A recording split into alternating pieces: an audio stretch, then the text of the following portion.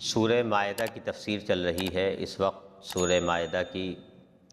19 آیتوں کی تفسیر ہو چکی ہے۔ آج انشاءاللہ 20ویں آیت کی تفسیر آپ حضرات کے سامنے بیان کی جائے گی۔ اللہ تبارک و تعالی ارشاد فرماتا ہے وَإِذْ قَالَ مُوسَىٰ لِقَوْمِهِ يَا قَوْمِ اذْكُرُوا نِعْمَةَ اللَّهِ عَلَيْكُمْ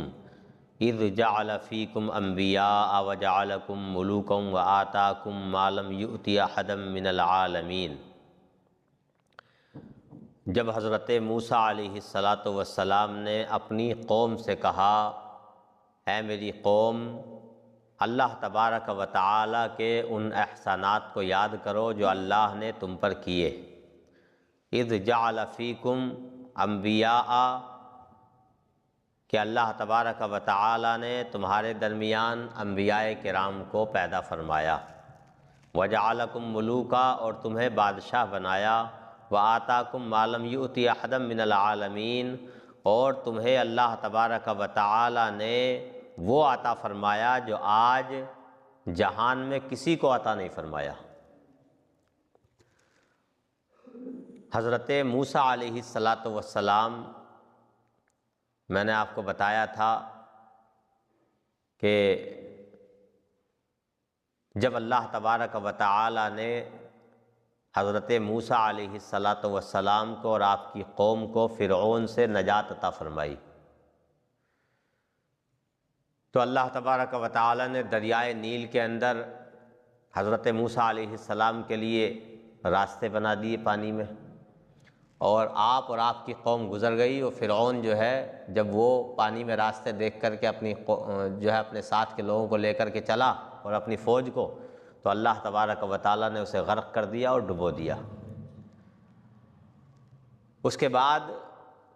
مصر سے جب آپ کی قوم نکل گئی تو حضرت موسیٰ علیہ السلام نے اپنی قوم سے کہا کہ اب اللہ کی طرف سے حکم تھا کہ ارض مقدسہ میں لے کر کے جاؤ۔ ارض مقدسہ شام کی سرزمین کو کہا جاتا ہے، یہ فلسطین کا حصہ بھی اسی میں تھا۔ ارض مقدسہ اس لیے کہا جاتا ہے چونکہ اس حصے میں بہت سے انبیاء کرام رہے اور باضابطہ وہیں انتقال کیا، وہیں ان کی قبریں بنی، تو یہ بہت مقدس سرزمین ہے۔ اور اس کے بارے میں یہ بھی کہا گیا کہ حضرت ابراہیم علیہ السلام وہاں کوہ لبنان ایک پہاڑ ہے، اس پہاڑ پر چڑھ کر جو ہے حضرت ابراہیم علیہ السلام نے جہاں تک دیکھا اور جہاں تک انہیں نظر آیا وہ ساری کی ساری سرزمین ارض مقدسہ کہلائی، مقدس سرزمین کہلائی وہ۔ تو یہ فلسطین کی بیت المقدس کے آس پاس کی، کوہ طور کے آس پاس کی ساری زمین جو ہے وہ ارض مقدسہ کہلاتی ہے، مقدس سرزمین کہلاتی ہے۔ تو حضرت موسیٰ علیہ السلام نے اپنی قوم میں 12 سردار مقرر فرمائے، اللہ کی طرف سے حکم تھا 12 سردار مقرر کریں، 12 سردار مقرر فرمائے اور شام کے حالات دیکھنے کے لیے بھیجا کہ وہاں دیکھ کر کے آؤ کیا حالات ہیں کیا نہیں ہیں، اور منع کر دیا تھا کہ وہاں کے حالات آ کر کے صرف مجھے بتانا، کسی اور کو مت بتانا۔ حضرت موسیٰ علیہ السلام نے 12 سردار بھیجے، ان لوگوں نے وہاں جا کے دیکھا تو وہاں ایک بہت ہی سخت اور جابر قوم جبارین انہیں کہا جاتا تھا، بہت بڑے جسموں والے لوگ تھے، بڑے بھاری بھرکم، ان کی پرسنالٹیز جو ہے وہ بہت زیادہ تھی کہ اس طرح کے لوگ کبھی انہوں نے دیکھے نہیں تھے حضرت موسیٰ علیہ السلام کے ماننے والوں نے۔ تو یہ لوگ دیکھ کر کے جو ہے واپس آنے لگے۔ تو ان میں 2 سردار حضرت، ایک کا نام تھا حضرت یوشع بن نون اور ایک کا نام تھا حضرت کالب بن یوقنا۔ یہ 2 سردار بہت نیک تھے۔ انہوں نے بھی کہا کہ ایسا ہے یہاں کے لوگوں کے حالات وہاں جا کے مت بتانا، حضرت موسیٰ کو بتانا، ورنہ عام لوگوں کو پتہ چل جائے گا کہ اتنے بھاری بھرکم لوگ ہیں تو وہ لڑنے کے لیے، جہاد کرنے کے لیے نہیں آئیں گے۔ تو حضرت یہ 2 جو تھے، حضرت یوشع بن نون اور حضرت کالب بن یوقنا، یہ دونوں نے تو نہیں بتائے حالات، صرف حضرت موسیٰ کو بتائے جا کر کے، لیکن باقی جو 10 سردار تھے انہوں نے باقی قوم کو بھی حالات بتا دیے۔ جب حضرت موسیٰ علیہ السلام نے ان سے کہا کہ چلو جہاد کرنے کے لیے چلو، اور ارض مقدسہ جہاں اللہ نے ہمیں داخل ہونے کا حکم دیا ہے وہاں چلو، تو چونکہ وہاں کے حالات پتہ چل چکے تھے پوری قوم کو، تو ساری قوم نے انکار کر دیا کہ ہم وہاں نہیں جائیں گے، جب تک وہ قوم وہاں رہے گی ہم وہاں نہیں جائیں گے، ہمارے بس میں نہیں ہے ان سے لڑنا۔ کافی سمجھایا حضرت یوشع بن نون نے اور حضرت کالب بن یقنہ نے، حضرت موسیٰ نے، لیکن قوم جو ہے وہ مانی نہیں، اور انہوں نے جو ہے الٹے جواب دیے اور کہا کہ تم جاؤ، تمہارا خدا جائے، ہم تو یہیں بیٹھے ہیں۔ بنی اسرائیل نے اس طرح کے جواب دیے۔ تو وہ پورا جو ہے واقعہ یہاں سے مذکور ہو رہا قرآن پاک میں، اسی واقعے کی طرف اشارہ کیا گیا ہے۔ تو اللہ نے پہلے حضرت موسیٰ علیہ السلام نے وہاں جانے سے پہلے اللہ تبارک و تعالیٰ کے جو احسانات تھے اپنی قوم پر وہ یاد دلائے کہ اللہ نے تم پر بڑے احسانات کیے ہیں، کہ منہ وسلویٰ نازل کیا، پتھروں سے تمہارے لیے پانی کے چشمے اللہ نے جاری فرمائے، اور اللہ نے فرعون سے جو ہے اتنے جابر بادشاہ سے جو ہے وہ تمہیں نجات عطا فرمائی، دریاؤں میں تمہارے لیے اللہ نے راستے پیدا کر دیے۔ تو یہ تمام احسانات ہیں، اور اب اللہ ہمیں ارض مقدسہ میں جانے کا حکم دیتا ہے، تو چلو اللہ کی راہ میں جہاد کرنے کے لیے چلو۔ اس لیے یہ احسانات یاد دلوائے حضرت موسیٰ نے، اور بتایا کہ اللہ نے تمہارے درمیان جو ہے وہ انبیاء کرام، کیونکہ انبیاء کرام بہت انبیاء کرام آئے ہیں بنی اسرائیل میں، اور تمہیں اللہ نے بادشاہ بنایا۔ بادشاہ بنانے کا مطلب یہ تھا کہ اللہ نے فرعون کے بعد سارا کچھ تمہیں عطا فرما دیا اور تمہیں آزادی عطا فرمائی۔ اور بادشاہ کا ایک مطلب یہ ہے کہ اللہ نے تمہیں، چونکہ حضرت فرعون بنی اسرائیل کی قوم میں جو ہے جس کے پاس بیوی، غلام اور سواریاں ہوتی تھی تو اسے بادشاہ کہا جاتا تھا، اسے ملک کہا جاتا تھا۔ تو یہاں اسی کا ذکر کیا گیا کہ تمہیں بادشاہ بنایا، وَآتَاكُم مَا لَمْ يُؤْتِ أَحَدًا مِّنَ الْعَالَمِينَ، اور تمہیں وہ نعمتیں اللہ نے عطا فرمائی جو آج کے دور میں کسی کو نہیں عطا کی گئی، کیونکہ حضرت موسیٰ کی قوم کو اللہ نے بڑی نعمتیں عطا کی تھی۔ تو یہ سب چیزیں یاد دلانے کے بعد پھر کہا حضرت موسیٰ نے، یا قوم ادخلوا الارض المقدسۃ التي كتب اللہ لکم ولا ترتدوا علی ادبارکم فتنقلبوا خاسرین، اے میری قوم داخل ہو جاؤ ارض مقدسہ میں، کہ جس کو اللہ نے تمہارے لیے مقرر فرمایا ہے، لکھ دیا ہے، ولا ترتدوا علی ادبارکم، اور تم پیٹ پھیر کر نہ پھرو، یعنی تم اس جنگ کی طرف جانے سے رکو مت۔ فتنقلبوا خاسرین، اگر تم پلٹے تو حضرت موسیٰ کہتے ہیں کہ تم بہت نقصان اٹھاتے ہوئے پلٹو گے، یعنی تمہارا بہت زیادہ نقصان و خسارہ ہوگا اگر تم نے میری بات کو نہیں مانا۔ قالوا یا موسیٰ ان فیہا قوما جبارین، تب قوم کے لوگ کہنے لگے، کہا اے موسیٰ ان فیہا قوما جبارین، بے شک اس شہر میں تو، یعنی ارض مقدسہ میں تو قوما جبارین، ایک بہت جبارین کی قوم ہے، بہت زیادہ بھاری بھرکم لوگ ہیں، ہم وہاں نہیں جا سکتے۔ وَإِنَّا لَن نَدْخُلَهَا حَتَّى يَخْرُجُوا مِنْهَا، کہنے لگے ہم ہرگز اس میں داخل نہیں ہوں گے، حَتَّى يَخْرُجُوا مِنْهَا، یہاں تک کہ وہ قوم وہاں سے خود چلی جائے۔ یہ کہنے لگے جب تک قوم جبارین ارض مقدسہ سے نہیں نکلے گی ہم وہاں سے نہیں جائیں گے۔ تو اللہ نے اس کو قرآن میں بیان فرمایا، فَإِن يَخْرُجُوا مِنْهَا، پس اگر وہ نکل جائیں اس سے، فَإِنَّا دَاخِلُونَ، تو ہم اس میں داخل ہو جائیں گے، جب تک نہیں جائیں گے۔ قَالَ رَجُلَانِ مِنَ الَّذِينَ يَخَافُونَ انعم اللہ علیہم ادخلوا علیہم الباب فاذا دخلتموہ فانکم غالبون وعلی اللہ فتوکلوا ان کنتم مؤمنین۔ تو ان میں سے دو لوگوں نے کہا، یخافونا، جو اللہ تبارک و تعالیٰ سے ڈرتے تھے، انعم اللہ علیہم ادخلوا، ان پر اللہ نے انعام فرمایا تھا، ادخلوا علیہم الباب، کہ اے موسیٰ علیہ السلام کی قوم تم اس شہر میں دروازے سے داخل ہو جاؤ۔ دو لوگوں کا ذکر جو ہے یہ وہی ہیں جن کا نام میں نے بتایا، حضرت یوشع بن نون اور حضرت کالب بن یقنہ، جو نیک لوگ تھے حضرت موسیٰ کی قوم کے۔ انہوں نے کہا کہ اے ہماری قوم کے لوگو، تم داخل تو ہو شہر میں، اللہ تبارک و تعالیٰ کا نام لے کر تم شہر میں داخل ہو جاؤ، داخل ہونا تمہارا کام ہے، اور جب تم داخل ہو جاؤ گے تو دیکھنا کیسی اللہ تبارک و تعالیٰ کی مدد آئے گی، اور اللہ تبارک و تعالیٰ تمہاری غیب سے مدد فرمائے گا، اور داخل ہونے کے بعد وہ قوم جبارین تمہارا کچھ نہیں کر پائے گی۔ انہوں نے کہا تھا کہ ہم نے قوم جبارین کو دیکھا، اگرچہ وہ بہت بھاری بھرکم لوگ ہیں، ان کے جسم بہت بڑے بڑے ہیں، لیکن ان کا دل بہت چھوٹا ہے، یعنی دل کے اعتبار سے جو ہے وہ کمزور ہیں، وہ تمہارا مقابلہ کر نہیں سکیں گے۔ اس طریقے سمجھانے لگے اور کہنے لگے، وعلی اللہ، اللہ ہی پر بھروسہ کرو، بے شک مومنوں کو چاہیے کہ وہ اللہ پر بھروسہ کریں، یعنی جو سچا مومن ہوتا ہے، جو سچا مسلمان ہوتا ہے، جو اللہ کا ماننے والا ہوتا ہے، اسے چاہیے کہ وہ دنیا والوں سے نہ ڈر کے فقط اللہ کی ذات پر بھروسہ کر کے آگے بڑھے۔ یہ کہا انہوں نے دونوں نے، لیکن ان دونوں کی بات کو بھی انہوں نے مانا نہیں۔ قالوا یا موسیٰ انا لن ندخلها ابدا ما داموا فیہا فاذهب انت وربک فقاتلا انا ہاہنا قاعدون وہ کہنے لگے اے موسیٰ بے شک ہم ہرگز جب تک اس شہر میں داخل نہیں ہوں گے ماداموا فیہا، جب تک یہ قوم کے لوگ، قوم جبارین کے لوگ وہاں رہتے ہیں۔ فاذهب انت وربک، تم جاؤ اور تمہارا رب جائے، فقاتلا، تم دونوں جا کے لڑو، انا ہاہنا قاعدون، ہم تو یہیں بیٹھے ہیں۔ یہ بہت مکار قوم تھی۔ ان لوگوں نے یہی کہا کہ تم جاؤ اور تمہارا خدا لڑے، ہم وہاں نہیں جائیں گے۔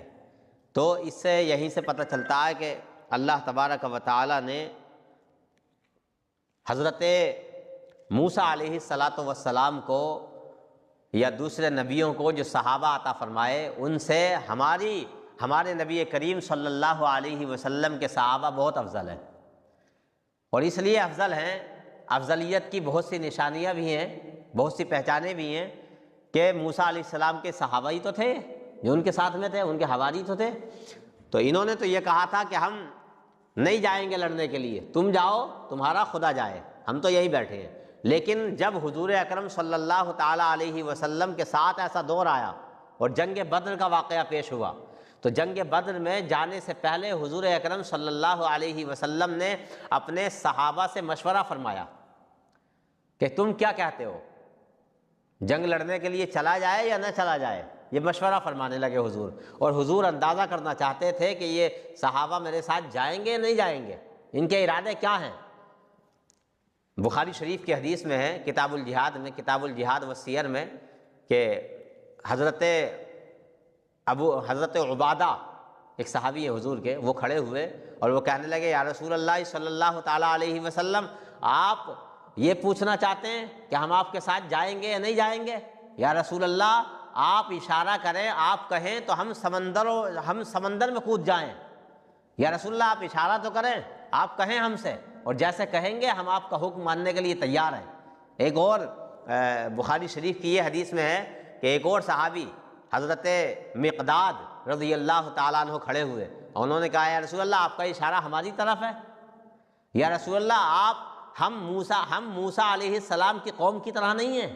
کہ موسیٰ کی قوم نے تو یہ کہا تھا کہ تم جاؤ اور تمہارا خدا لڑے، لیکن یا رسول اللہ صلی اللہ علیہ وسلم ہم آپ کے وہ جانثار ہیں کہ ہم آپ کے دائیں سے لڑیں گے، بائیں سے لڑیں گے، آپ کے پیچھے سے لڑیں گے اور آپ کے آگے سے لڑیں گے۔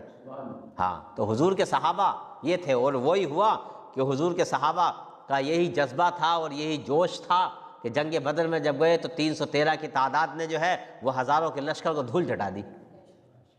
اس سے یہ بھی پتہ چلتا ہے کہ قومیں وہی کامیاب ہوتی ہیں جو اللہ تبارک و تعالی کا نام لے کر میدان جہاد میں اتر جاتی ہیں،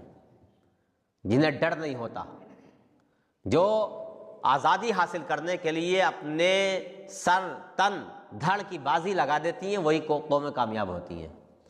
اور جو آزادی کے لیے جنہوں نے جان کی بازی نہیں لگائی، وہ قومیں کبھی کامیاب نہیں ہوئی۔ پوری تاریخ یہی بتاتی ہے۔ ہندوستان آزاد ہوا ایسے نہیں ہوا،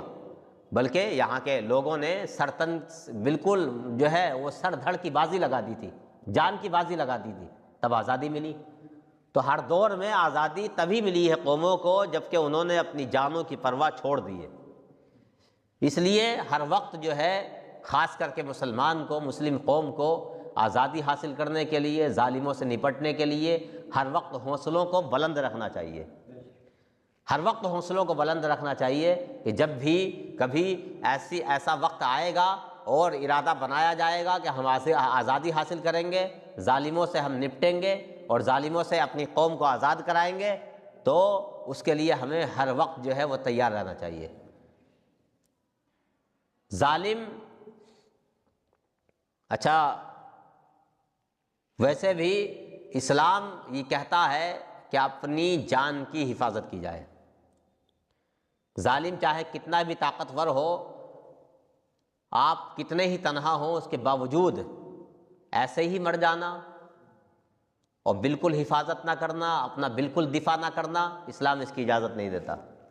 اسلام میں تو یہ ہے کہ آپس میں بھی اگر تمہیں یہ یقین ہو جائے کہ سامنے والا مجھے مار دے گا، یہ جنگ کی بات نہیں، بغیر جنگ کے بھی اگر آپ کو یہ یقین ہو جائے کہ سامنے والا آپ کو مار دے گا، تو آپ پر اپنی جان کی حفاظت فرض ہے، چاہے وہ کسی انداز میں کریں، چاہے سامنے والے کو مارنا پڑ جائے، اس کی بھی اجازت دیتا ہے اسلام۔ لیکن یہ ہے اسی وقت جب کہ آپ کو یہ یقین ہو جائے کہ سامنے والا مجھے مار دے گا۔ تو آپ اپنے دفاع میں اس وقت جو کر سکتے ہیں اپنی جان کو بچانے کے لیے اس کی اسلام اجازت دیتا ہے۔ یہ تو عام حالات میں، اور جب ظالم ہمارے اوپر چڑھائیں، ظالم بالکل ہمیں مارنے پہ تل آئیں